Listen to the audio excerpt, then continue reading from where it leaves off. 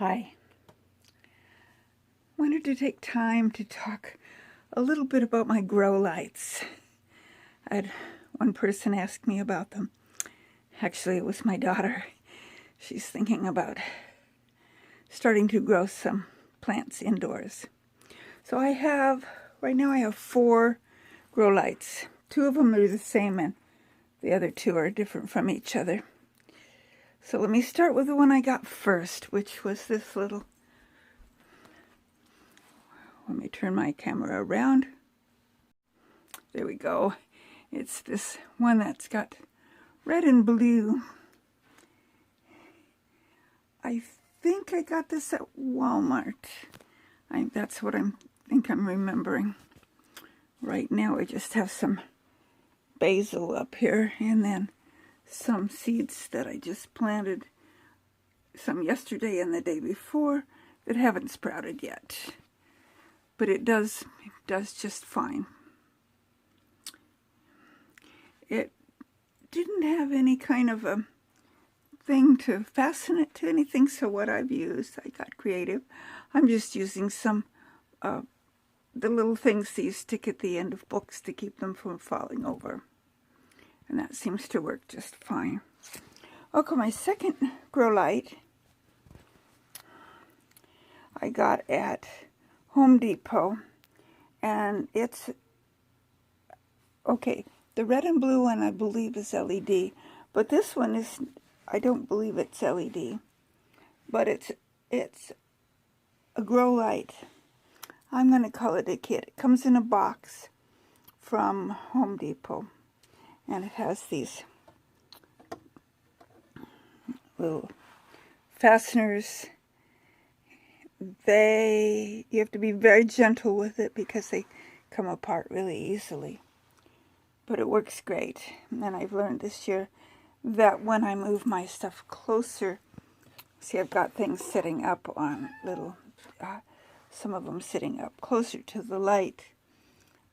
If you keep things about 2 inches from the light, and as they grow, I can move them further away.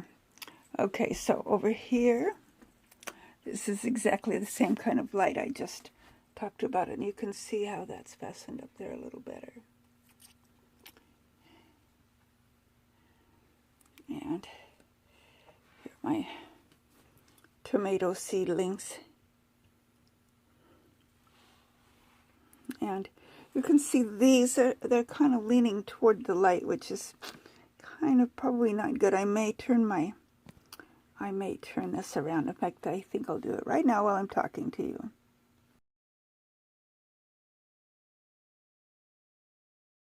Okay, I got that turned around. You can see my tomatoes are over on the other side now, and it's got more light, so that should work a little better.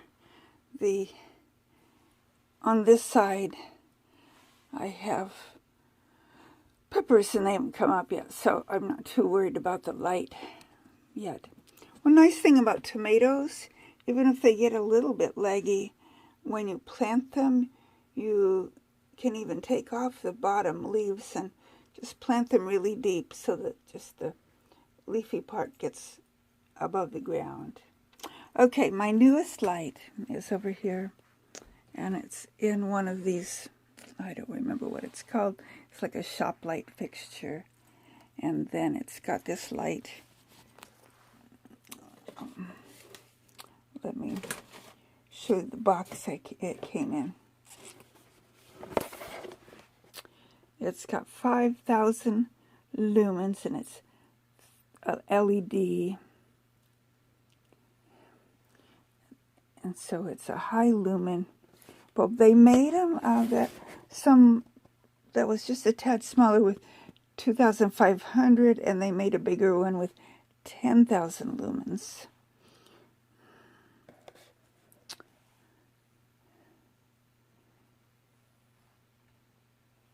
And that's what it looks like if it's hanging upright.